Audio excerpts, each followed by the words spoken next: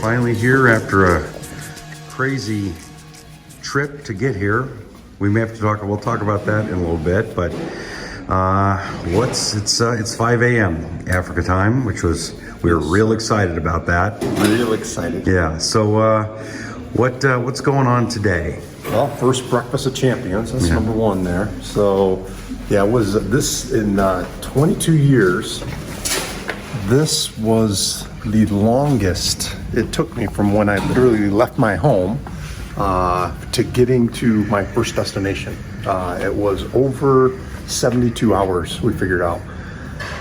So just kind of crazy getting here with the whole coronavirus and needing certain documentations that I wasn't able to get in Michigan, that I ended up getting in Illinois and delayed us, and just airline requirements, but we were thankful we got here. We literally, when we got on the airplane, the plane that we flew up here, and you can't fly at night, and so you have to have daylight, and they know these pilots know exactly when the sun's setting. And the reason why is because there's no lights in the runways. The plane doesn't have lights. Yeah, exactly right. And right, all that. And so the pilot knows exactly how long it will take to get here and when they need to take off. She told us, Sarah, our pilot, that the drop dead was 3:30 p.m.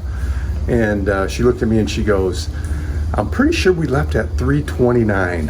So after everything was said and done, we made it by 1 minute. And we were literally rushing from the international when I got here, rushing to the other airport, which is Wilson. It's the busiest airport in as far as numbers of takeoff and landings in all of Africa. So it's a lot of small planes coming out of there, but we're up here. And so today is going to be an exciting day. This is it's like my second home in a lot of ways. This is where World Mission started, our ministry for Africa among the Pokot People. And today we're actually among the Turkana. We're in the largest village or city really in all of Turkana, which is called Lodwar.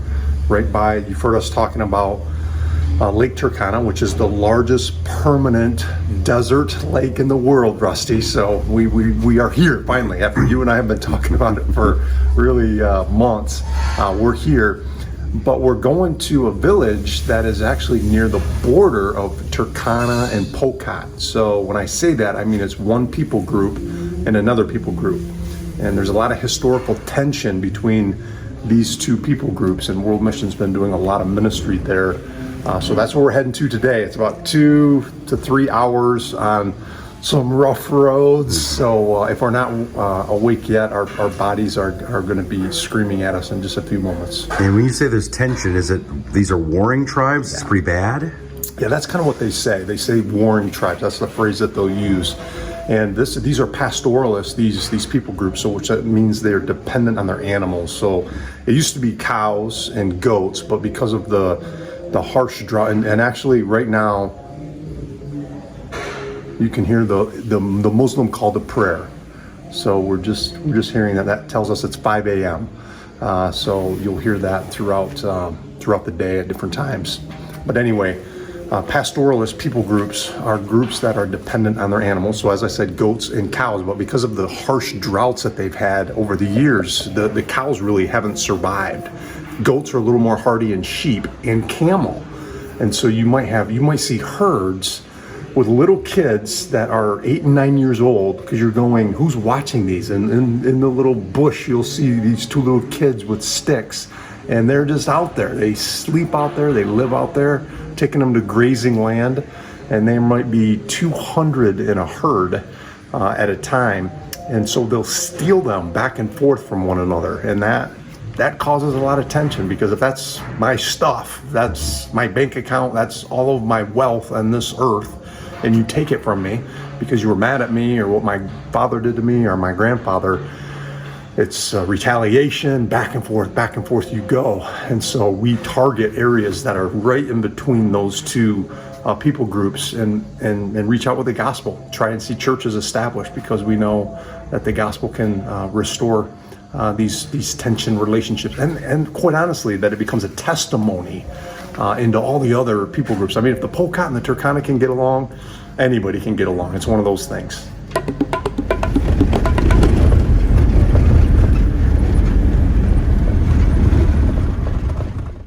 Makukunya matwele kibuwe kupetsanto huwe matwele kibuwe. Hey, welcome to Turkana land. This is the beauty of northwest Kenya, occupied by over 1 million of the precious Turkana people. Lake Turkana, one of the Great Lakes. I'm from Michigan, so you have the Great Lakes of Michigan. Well, the Great Lakes of Africa, we're right in the middle of that hub right here. And behind me, you see a termite hill. So these guys are all over the place, and they'll get as high as 30 feet tall. And we see them all over the place. We've been going past all kinds of herds of goats. There's camels everywhere. This is Turkana land. This is where Rusty and I have come to share with you, to introduce you to the precious Turkana people of northwest Kenya.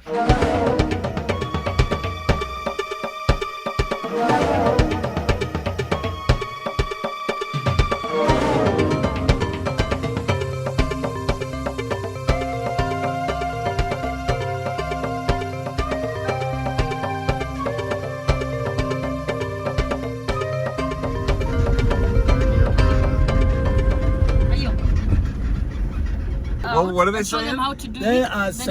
They are saying, missionary, where is the Bible? We need the Bible.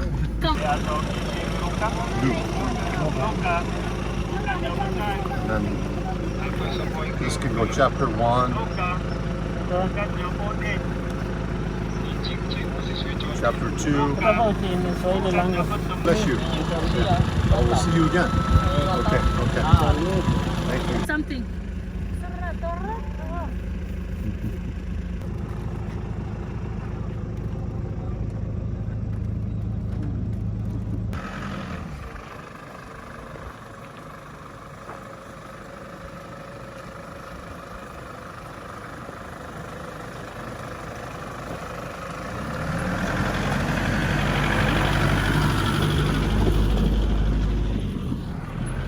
Hey, we are in Loya. Bet you've never heard of that before, and I've never been here before. This is my first time in Loya.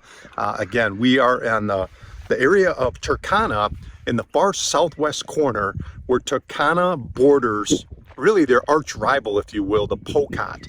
And this is considered a no man's land. We just went through a police checkpoint.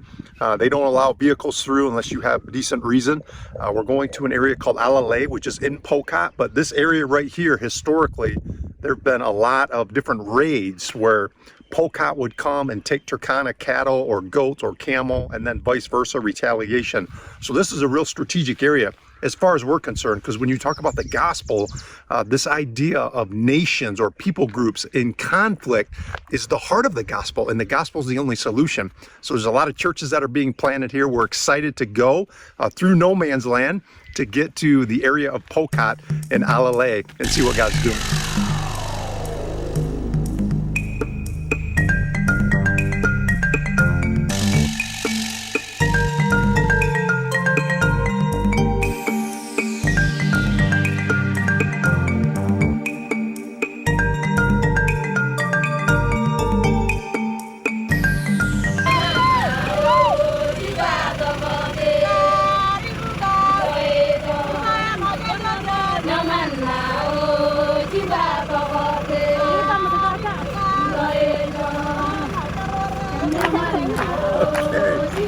We have received a royal welcome here